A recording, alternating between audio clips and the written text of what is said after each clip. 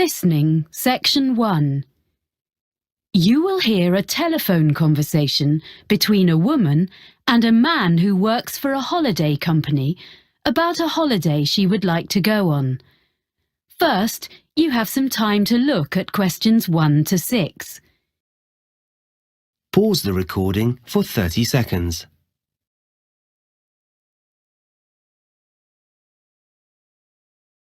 You will see that there is an example that has been done for you.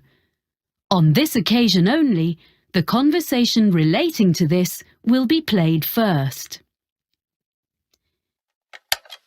Holidays for you. Sean speaking. Can I help you? Oh, hi. I've been looking at your website. I'm interested in a cycling holiday in Austria in April. We have 2 trips in April. One lasts 14 days and the other 10 days. I think the 10-day trip is better. So let's see. I've got a calendar here. What are the dates? The length of the trip that the woman chooses is 10 days, so 10 has been written in the space. Now we shall begin. You should answer the questions as you listen because you will not hear the recording a second time. Listen carefully and answer questions 1 to 6. Holidays for you. Sean speaking. Can I help you? Oh, hi.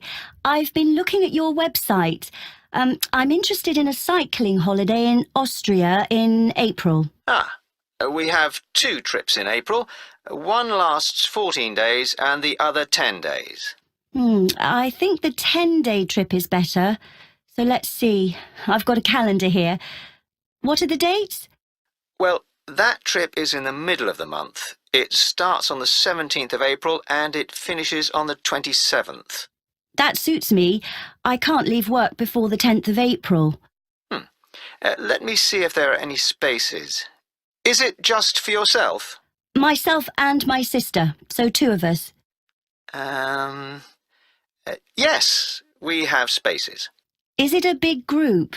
At the moment, there are 12 people booked on this trip, and with you 2, that will be 14. The maximum number is 16, so it's almost fully booked. We can't go over that because it's hard to keep a larger group together. I need to check that I'm fit enough for this, but the distances look okay. The website says we'll ride approximately 45 kilometres a day. Is that right? That's correct, and I've got the exact distances here. It really depends on which part of the trip. Some days are only 35 kilometres, and some are more. But you'll never have to cycle more than 50 kilometres in one day. Oh, okay. I can manage that. And we stay in hotels? Yes, they all have restaurants, and the rooms have ensuite facilities. And do they have pools? It's how I relax after a long day. There is a swimming pool in a few of the hotels, but none of them has a gym. I don't think we'll need a gym after all that cycling. I'd better find out how much the holiday costs before I get too excited. Including flights, it's £1,177 for one person. Oh, we'll book our own flights on the internet. That's just £1,013 then. And we can book insurance for you if you want. And which meals are included in that price? Well, breakfast, of course, and the hotels will provide you with a packed lunch each day. We do stop during the afternoon in a village somewhere for a rest, so any snacks you buy then are extra. Then dinner will be in the hotel every evening, and that's included in the price of the holiday. Before you hear the rest of the conversation, you have some time to look at questions 7 to 10. Pause the recording for 30 seconds.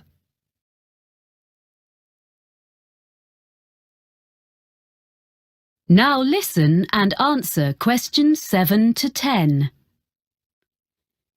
And you provide the bicycles, of course.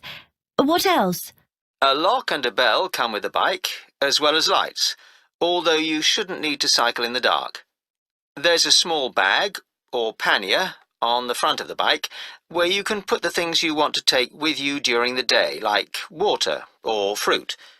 But we won't allow you to cycle unless you bring a helmet. We don't provide these locally because, like walking boots on a walking holiday, it's really important it fits properly. OK. If there's any special gear you need for your holiday, we recommend a particular website, and you can get a discount by quoting your booking reference. Great. What is it? It's www.ballantine.com. That's all one word, and I'll spell it for you. www.ballantine.com. Good. I've got that down. I've been looking at your website while we've been talking. I see we cycle along the River Danube. Yes, it's one of Europe's most well-known areas for cycling. It looks fascinating. Lots of beautiful countryside and things to see. I should warn you that we do reserve the right to make some alterations to the route if the weather is bad. Some of the tracks sometimes get very muddy. OK. Well, hopefully it won't rain too much. I know we stop in towns and villages, but do we get a chance to look around? Because I'm really interested in history. Oh, yes, you get opportunities to explore. Is there something in particular you want to see? There's a theatre in a town called Grine. A friend of mine went there last year and said it was amazing. Let's see. Yes, there's a guide who'll take you round the building. We don't have any other tours arranged, but you can visit several castles and museums on the holiday. Well, thank you for all that information. I'd like to book that then. Right, well, I'll just... That is the end of section 1. You now have half a minute to check your answers. Pause the recording for 30 seconds. Listening, section 2. You will hear someone talking on the radio about food and restaurants in the local area. First, you have some time to look at questions 11 to 14. Pause the recording for 30 seconds.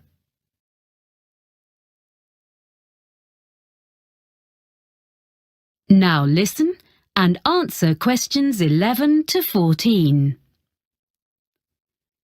And now we have our Know Your Town section, where we look at what's on offer in our area. Today, John Munro is going to tell us about local food and eating out. John. Well, most of us buy our food in supermarkets these days, but we're very lucky having a wonderful market here.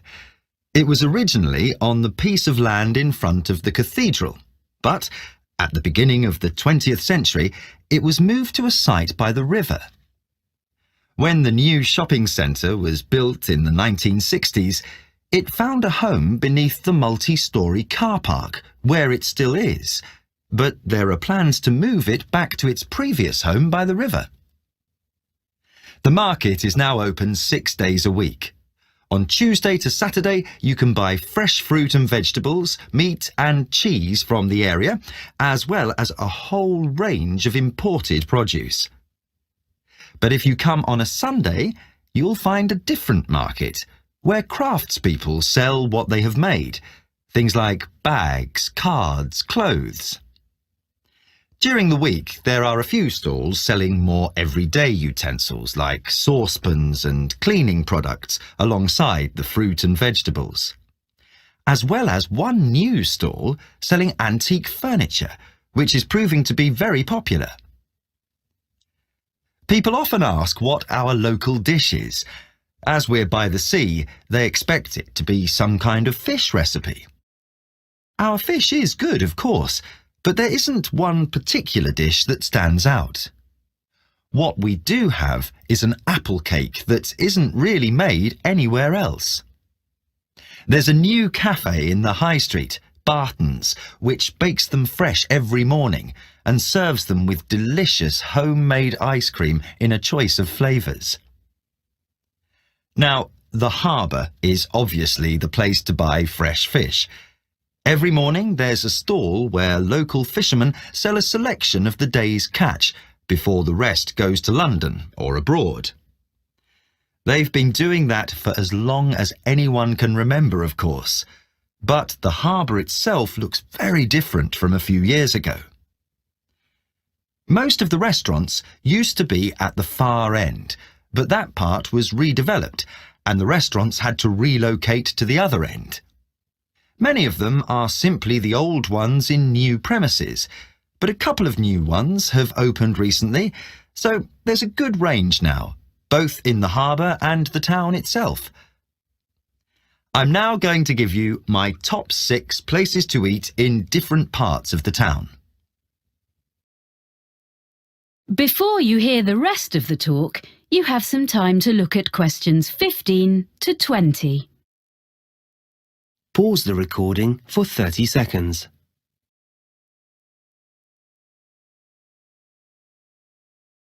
Now listen and answer questions 15 to 20. So, number 1 for me is Merivale's, which is in one of the busiest parts of the town leading down to the harbour. It's in a side street, so it doesn't look out over the water, but it's very close, so you can take a walk after your meal and find one of the cafes with live music. At Merivale's, you can enjoy delicious fresh fish and seafood. The friendly staff offer very attentive service and a really enjoyable evening. The Lobster Pot is on the main road going down to the harbour, so it also misses out on the sea view, but the food makes up for that. It serves a huge range of fish and seafood, as well as vegetarian and meat dishes, so there's something for everyone. Prices are from mid-range to fairly expensive, so it's really only for a special occasion. Elliot's is in the city centre and is a very upmarket restaurant in the evening, but during the day it serves lunch and coffee. It's on the 20th floor above some offices, and it's a great place to sit for a while, as you can see most of the city spread out from there. It does get very busy though, and you may have to wait to be served. Not far from the city centre is the Cabin, which is on the canal bank. You can't park your car there. It's a 15-minute walk from the nearest car park, but it's very peaceful. A good place to relax away from the traffic. It's not cheap, but it's an ideal place for a long lunch. The Olive Tree is a family-run restaurant in the city centre offering beautifully prepared Greek dishes. It's well known locally and very popular. Service can be slow when it's busy, as all the food is freshly made. There's plenty of room, and on Friday and Saturday nights, the wooden floors resound with live music and dancing, which is certainly worth going for. The last place I want to recommend has only just opened in a converted school building. The old school restaurant has been very cleverly renovated. The use of mirrors, plants and the colours on the walls makes you feel as though you're in a large garden instead of the city centre. There are only a few dishes on the menu, but they change every day. So, Tanya, That is the end of section 2. You now have half a minute to check your answers. Pause the recording for 30 seconds. Listening, section 3. You will hear 3 students on a media studies course talking about a film they are planning to make. First, you have some time to look at questions 21 to 26. Pause the recording for 30 seconds.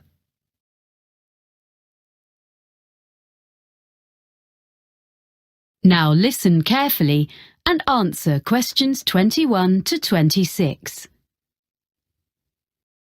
Hi, Mike. Hi, Razor. This is Helen. Hello. We're really pleased you've agreed to join us on this film project. Yes, your experience is going to be so useful. Well, I hope so. It's the technical side I know best. Lighting, sound and stuff. But you think the script is okay? Yes, I think it's great. Have you decided where you're going to shoot? Well, there's the watermill scene at the end, and we've thought about some locations in town we can use. They're behind the shopping mall and on a couple of residential streets, and in an empty shop on campus. It means we don't have to worry about getting permission from a shop owner. So, do you think we should go to all the locations with you? It would be a good idea. We need to talk about the levels of background noise, so we know they're all going to be reasonable places to film. But the sounds of traffic will make it more natural. I think Reza means things like aeroplanes, trains and so on, that would mean we have to stop filming. Exactly. And also, I'll make notes for myself about what lighting I'm going to need. I think the university department has a good range of equipment, but I'll need to make a list for each location for my own reference. Anyway, once we've had a look round, you can do the roadworks check. What do you mean? You need to find out about building work or road works, because you could start filming one day and come back in the morning to find one of the roads has been dug up. The local council have to be informed about things like that, so you can find out from them. Okay. Then I think we need to work from the script and put together a list of all the scenes and decide which ones we're going to film when. We need to prepare the shooting schedule day by day. You're right. Then, when you know how long filming is going to last, you can tell everyone when they're needed. Okay, so as soon as we can, we'll audition, and then when we contact people to offer them parts, we can send the exact dates and make really sure they're free. Because often the actors are all enthusiastic, but then when you try to pin them down about whether they're really free at that time, you find they've got exams or something, or they're off to a festival just before, and you have to rush about looking for replacements. Then we need people who can take over the main parts if one of our stars falls ill or something. Yes, I agree. So offer the main parts to the people we really want, and then look at other volunteers who were okay.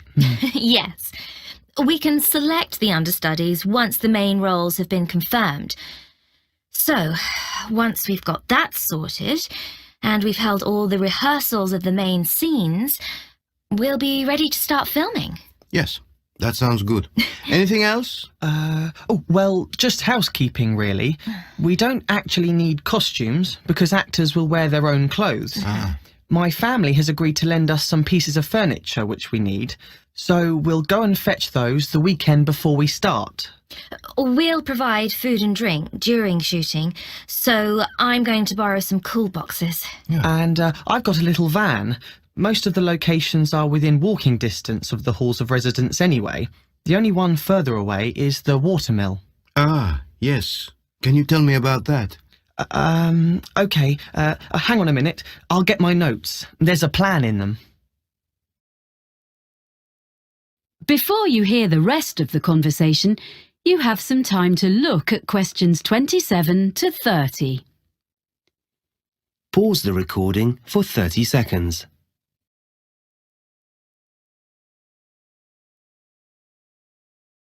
Now listen and answer questions 27 to 30.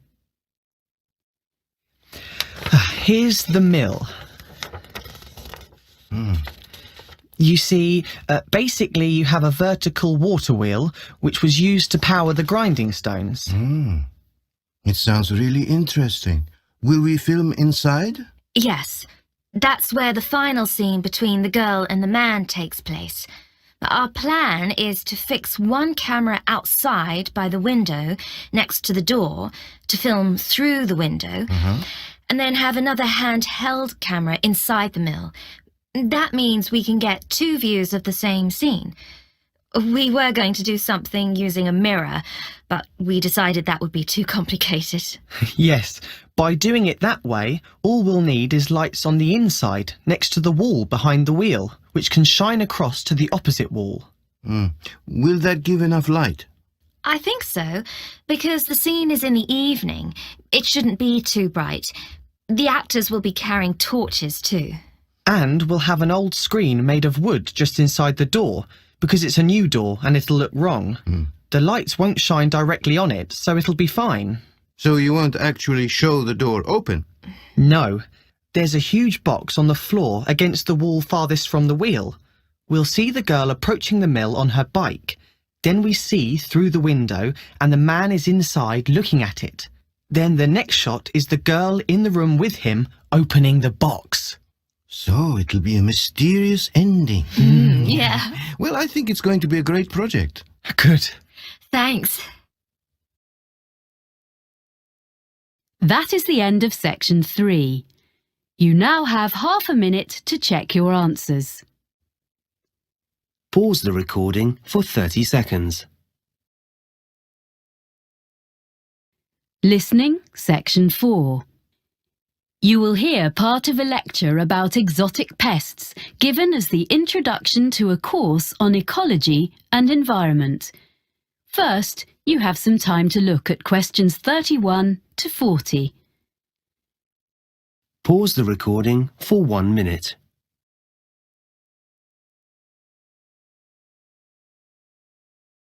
Now listen carefully and answer questions 31 to 40. Good afternoon. I want this afternoon, as an introduction to our ecology module, to offer examples of exotic pests, non-native animals or plants which are, or may be, causing problems, which might prove a fruitful topic for seminar papers later in the term. People and products are crisscrossing the world as never before. And on these new global highways, plants and animals are travelling too. Exotic plants and animals are turning up in Antarctica and on the most remote islands on Earth. For example, the Australian red-backed spider. It's made its way to countries fairly near home, such as New Zealand and Japan, as some of you may know. Well, it's also been found on Tristan da Cunha, which is a remote island thousands of miles from anywhere, way out in the middle of the Atlantic.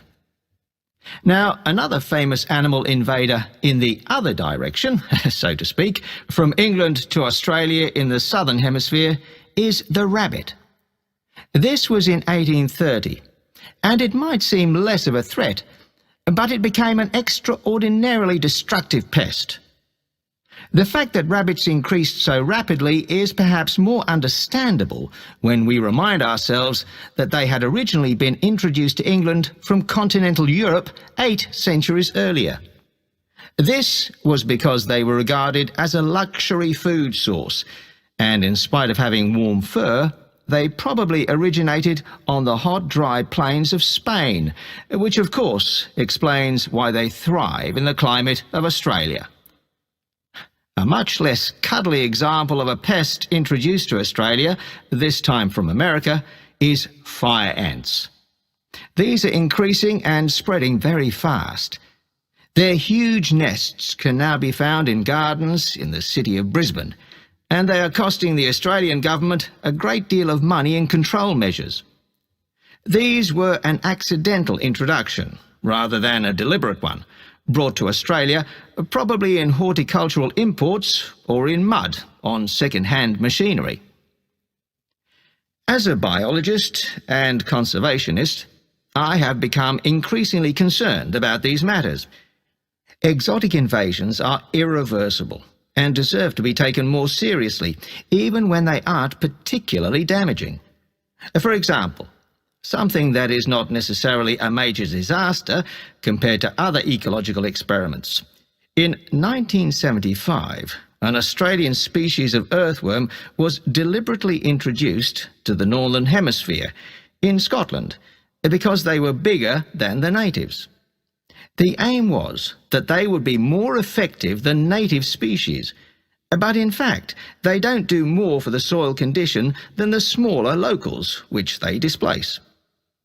Although they don't do a lot of harm, as far as we know up to now, this will probably prove to have been a mistake. A much more serious case, also in Scotland, as well as other countries, along with the latest victim Iceland, is the New Zealand flatworm. This is a most unwelcome newcomer in these regions of northwest Europe. Basically, this flatworm came into these countries by accident. It's now been realised that it was actually carried in the plant pots containing exotic ornamental shrubs and so on, and as it eats local earthworms and doesn't benefit the local ecology in any way, it is a real pest. Next, there's a further instance, this time in the water, and it's come from Japan. It's a delicious but very fast-spreading seaweed, and is one of many exotic species, large and small, in the seas covering the rocks around Australia. Unfortunately, it is replacing indigenous seaweeds and permanently altering the ecosystem.